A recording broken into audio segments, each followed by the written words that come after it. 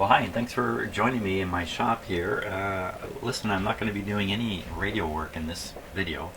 I'm just going to go through the manual. Yes, I found the manual, finally. And I keep it in this blue binder here.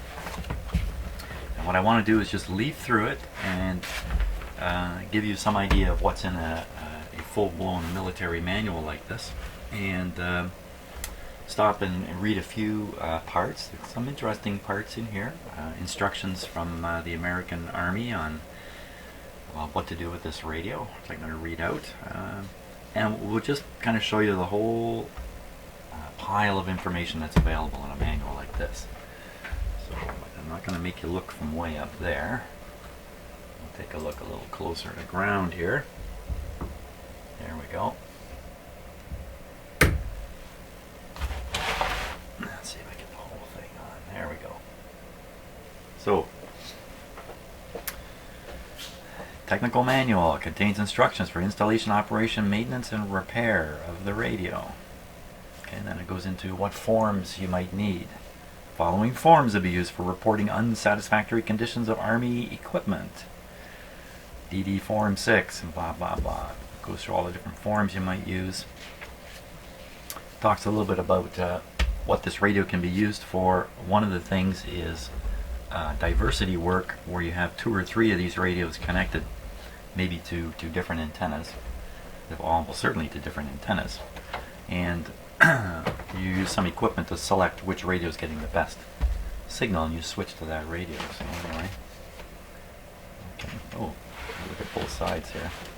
So there's a diagram showing what comes in the box with the radio. Technical manuals, like the one I'm looking at. A page of specifications, packing data, description of the radios. Now there's 3 different radios talked about in this manual, and repeatedly they'll note which one it is. R483 FRR front view. Taken me a long time to realize which radio I have. It may not be as easy as you might think. And it turns out this is what the rear of my radio looks like, but this is not what the front looks like. So this is 483, so I do not have the 483 type. Here's another one. Now if you've got a Hammarlund SP-600 like me, this is your chance to sort out which one you've got here. So here's mine, actually, 274A, and it has these 2 controls right here, and this little panel to write notes on about which crystals are in the radio. This is exactly how my radio is laid out.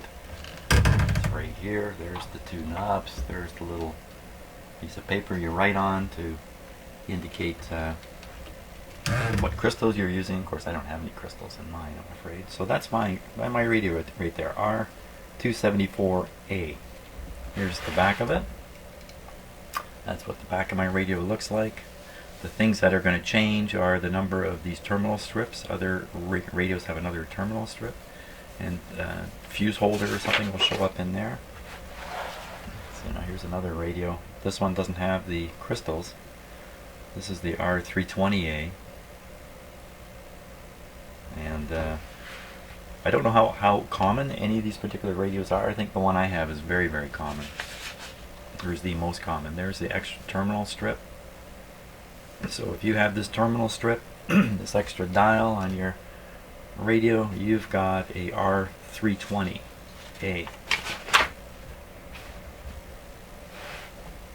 And then here's another one, 274C. Has this battery holder, has this terminal strip here, which I don't have.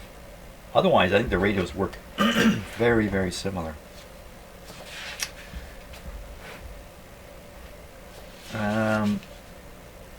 So here's a pile of more information. Here's a list tabling all the differences between the different radios, which I never bothered to read.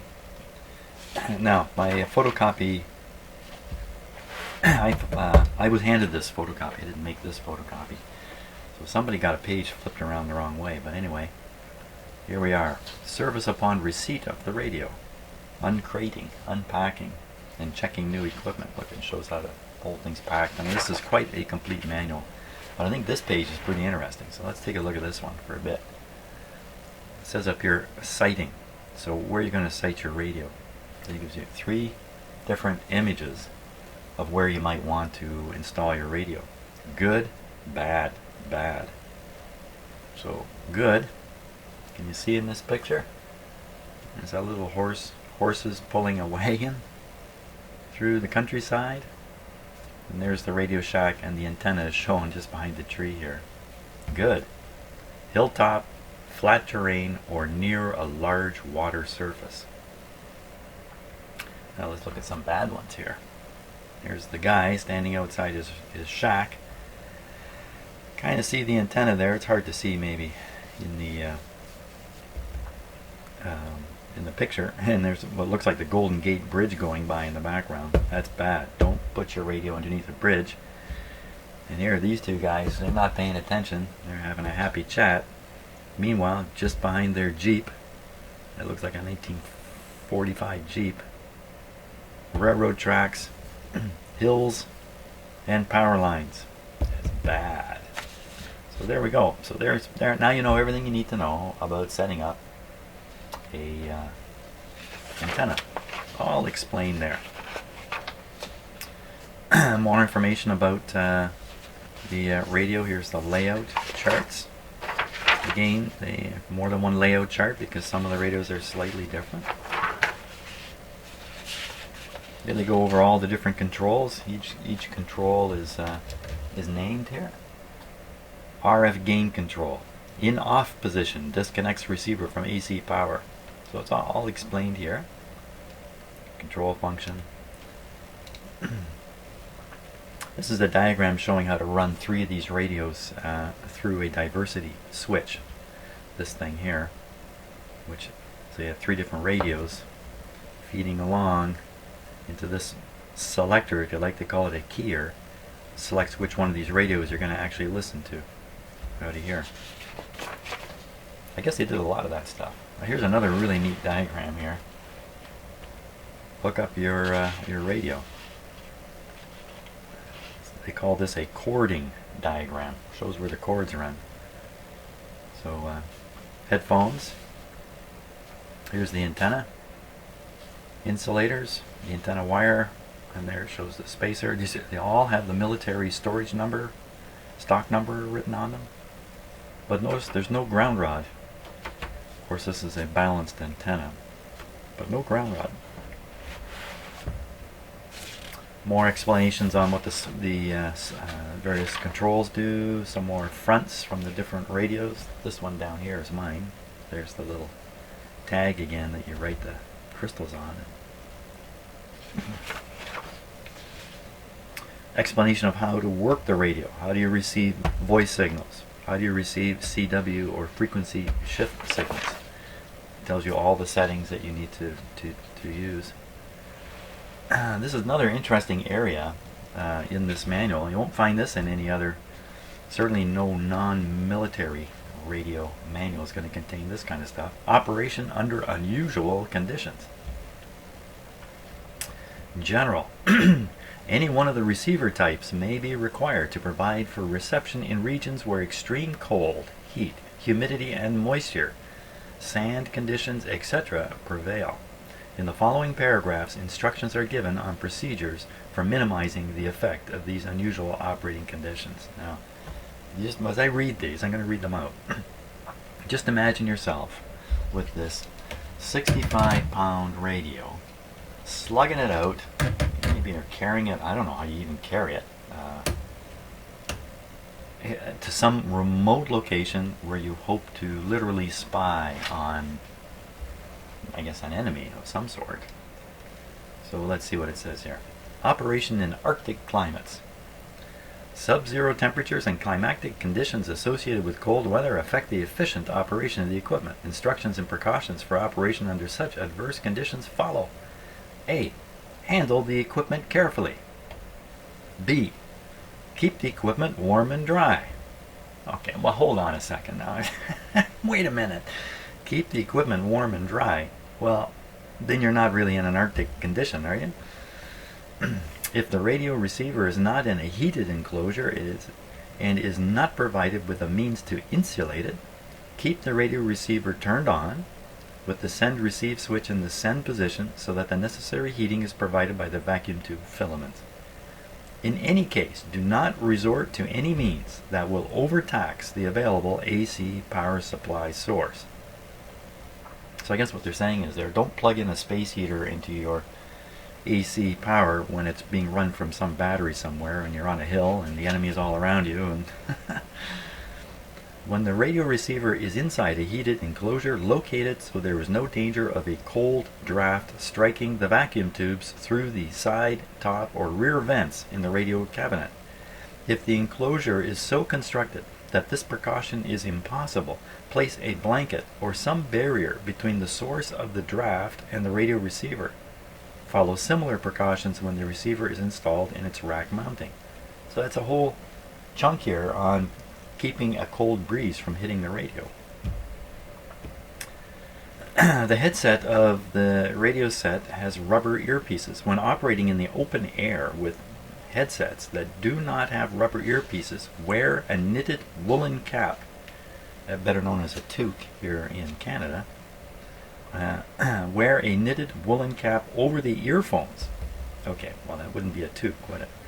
Frequently, when headsets without rubber earpieces are worn, the edges of the ears freeze without the operator being conscious of this condition. Never flex the rubber ear caps, since this action may render them useless.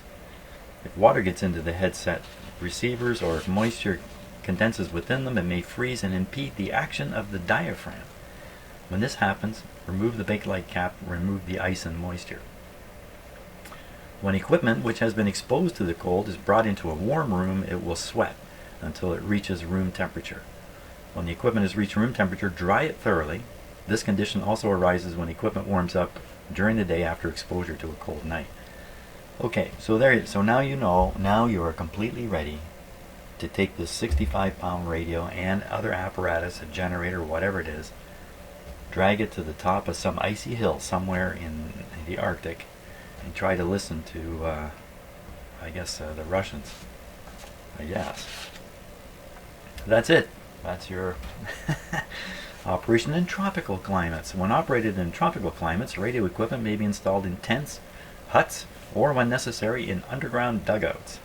When I read this, I'm so stunned to think somebody actually wrote this in a serious, like this is a serious deal, right? This is about an army. It's very serious.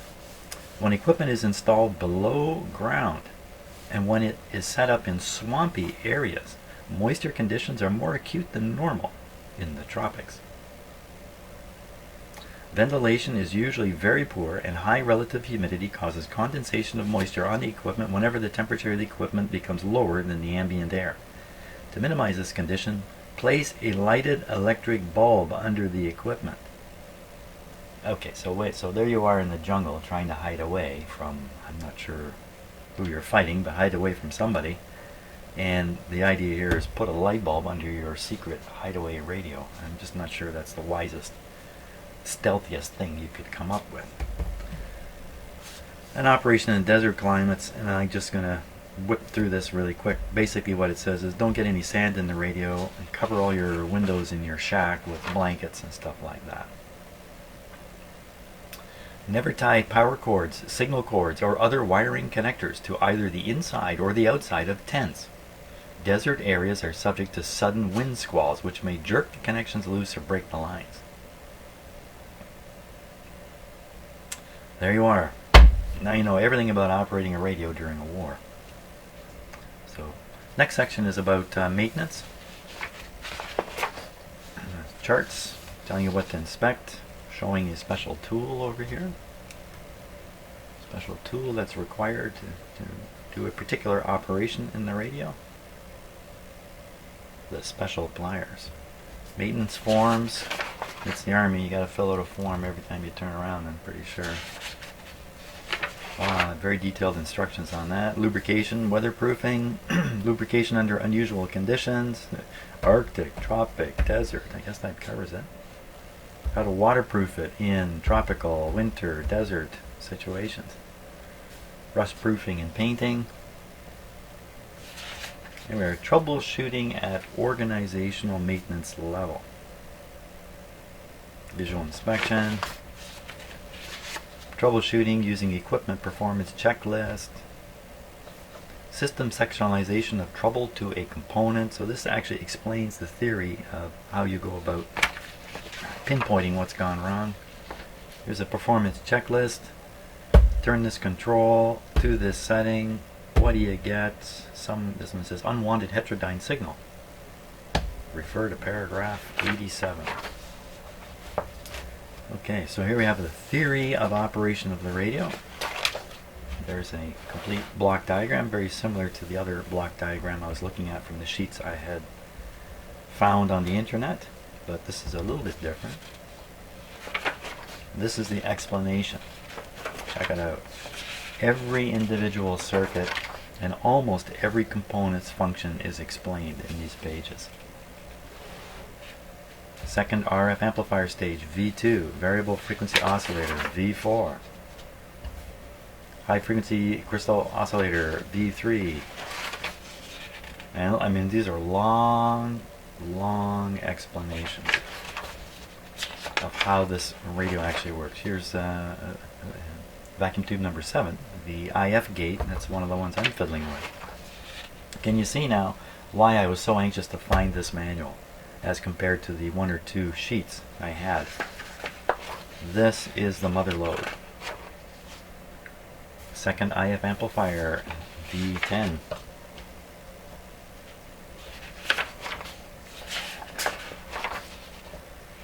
Beat frequency oscillator, ABC rectifier, all of it. Look at pages and pages of very detailed explanations of how everything works. Here's the power supply here.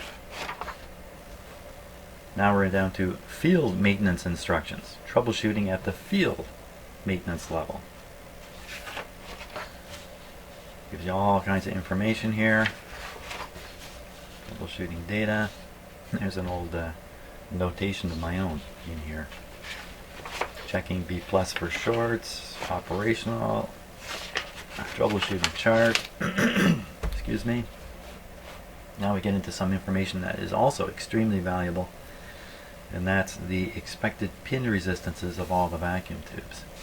Now, the trick in this manual is to get the right chart. There's many charts.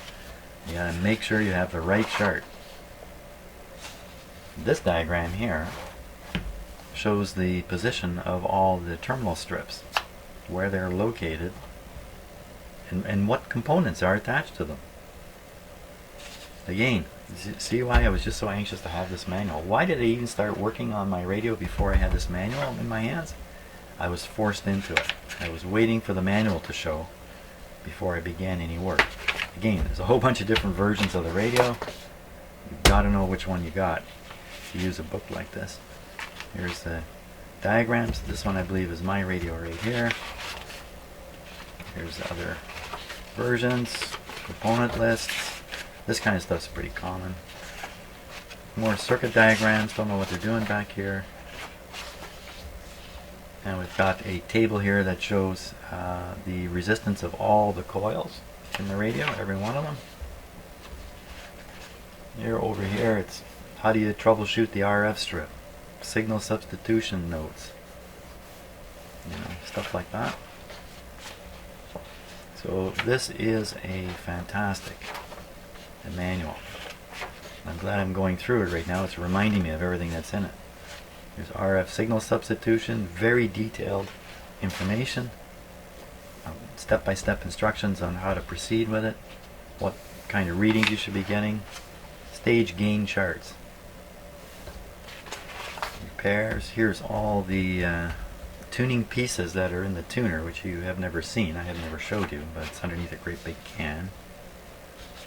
There's various transformers, RF transformers that are in there, IF transformers, showing you what's inside the mysterious cans. Hey, there's the one I've been working on.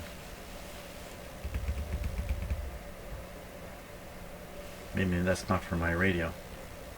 Radio receiver, all types, 3.5 crystal, subassembly T9.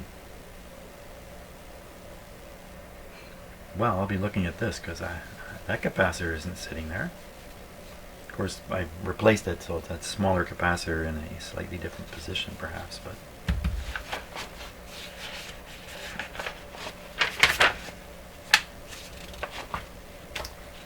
that's the RF deck. When you take it off the radio, that's what it looks like underneath. And on there's all the gear mechanism in the radio. Get to alignment procedures. Another thing I really wanted to have in front of me before I went any further. The alignment procedure. This is the 455. This is the 3955. A little table showing the relationship between the various adjustments. RF and VFO alignment here. And finally, final testing, another area I'm really interested in. I want to know when I'm done that this radio is working properly, so I'm going to need to put in a proper test signal and perform this final testing stage properly.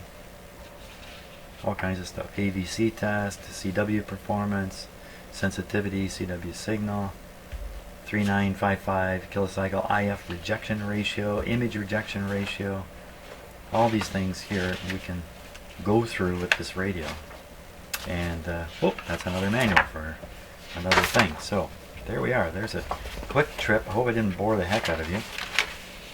But this is far more than a couple of pages that I was working with. And you really want something like this. If you're going to pick up a big military type radio like that, you want a manual of this sort. Now it's probably on the internet somewhere. Here's the circuit diagram that I have used for so long. Give you some idea what this looks like. Now, this is my photocopy work from the 1976. I did this. So there you are. There's the whole ripping apart. There's the whole kit and caboodle of the radio on one piece of paper. And this paper looks like it's taken quite a beating, and that's because I have spent much time poring over it in the past. So there we go. The big manual. I'm sorry I don't have the very front page on it, but that is really what makes owning one of these big military radios a worthwhile effort and investment. Pretty much with this manual, I can go ahead fearlessly with this radio forever. So I plan. So anyway, well, thanks for watching this. I know it was just a bunch of talk, but I hope you got a kick out of it. And if you have a Hammarlund SP-600, you need this kind of manual to go with it. So thanks. Now we'll get back to actually doing something to the radio.